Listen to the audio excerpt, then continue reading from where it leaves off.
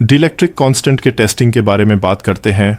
ये test essentially insulator material की वो कैपेसिटी मेजर करता है जिसमें कितना चार्ज स्टोर होता है मटेरियल के बीच में मेटल प्लेट्स रखने पर, और जब एयर या वैक्यूम हो उसके कंपैरिजन में। हाँ बिल्कुल। मतलब एसेंशियली वैक्यूम के लिए डाइलेक्ट्रिक कांस्टेंट 1 होता है और किसी भी दूसरे मटेरियल के लिए ये वैल्यू 1 से ज़्यादा होती है। और ये टेस्ट ASTM D115 और IEC 250 स्टैंडर्ड्स के हिसाब से किया जाता है। अच्छा, इसका मतलब है कि इंसुलेटर्स को यूज करने से पहले उनकी प्रॉपर्टीज को स्टैंडर्डाइज करना जरूरी है ना? बिल्कुल सही, एकदम। इस टेस्ट से हमें पता चलता है कि किसी मटेरियल को for example high capacitance applications के लिए सिलेक्ट करने के लिए कितना सूटेबल है। प्लास्टिक्स जैसे कि हाई डाइलेक्ट्रिक कांस्टेंट देते हैं जो कैपेसिटर की तरह बिहेव करते हैं। ये बात इंटरेस्टिंग है। अब बात करते हैं टेस्ट प्रोसेस की। स्पेसिमेन को एक यूनिफॉर्म शीट फॉर्म में प्रिपेयर किया जाता है जिसका साइज 50 मिलीमीटर सर्कुलर इलेक्ट्रोड से बड़ा हो। इसको टेस्ट एनवायरनमेंट में 13 ±2 डिग्री सेल्सियस और 50 ±5% रिलेटिव ह्यूमिडिटी पे कम से कम 24 घंटे कंडीशन किया जाता है। टेस्ट करने के लिए कैपेसिटेंस मेजर की जाती है, एक रन सैंपल के साथ और दूसरा रन एयर या वैक्यूम के साथ। इन दोनों के रेशियो से डाइलेक्ट्रिक कांस्टेंट कैलकुलेट होता है। तो ये मेथड डायरेक्टली इंसुलेटर के परफॉर्मेंस को क्वांटिफाई करता है, राइट? एग्जैक्टली। इट्स लाइक ये measurement methods, null method, resonance method, deflection method अलग अलग कंडीशंस में यूज होते हैं जो ऑपरेटिंग फ्रीक्वेंसी और वोल्टेज पे डिपेंड करता है। मतलब फ्रीक्वेंसी और वोल्टेज के साथ इंसुलेशन मटेरियल की प्रॉपर्टीज भी चेंज हो सकती हैं। हाँ बिल्कुल। फ्रीक्वेंसी से पोलराइजेशन इफेक्ट्स जैसे डिपोल और इंटरफेशियल पोलराइजेशन इन्फ्लुएंस होते हैं।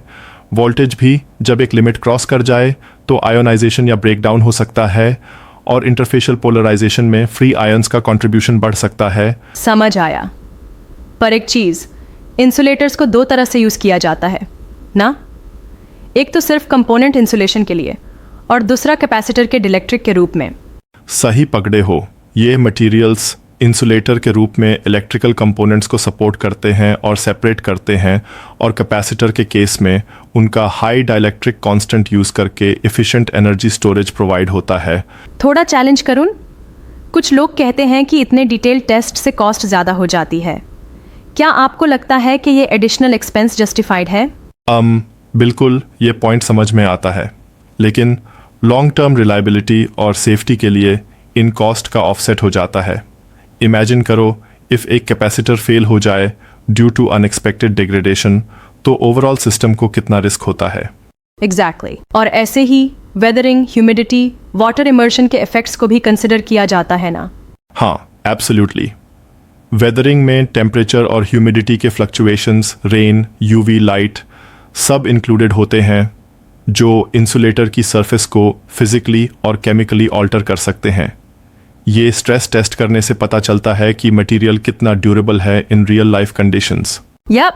तो ओवरऑल ये testing process ASTM D150 and IEC 250 के प्रोटोकॉल्स के थ्रू इंडस्ट्रीज को इंश्योर करने में मदद करता है कि इंसुलेटर्स रिलायबल परफॉर्म करें हाई वोल्टेज और कैपेसिटर एप्लीकेशंस में।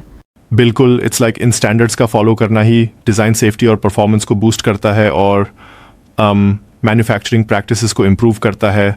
बहुत ही एंगेजिंग डिस्कशन थी।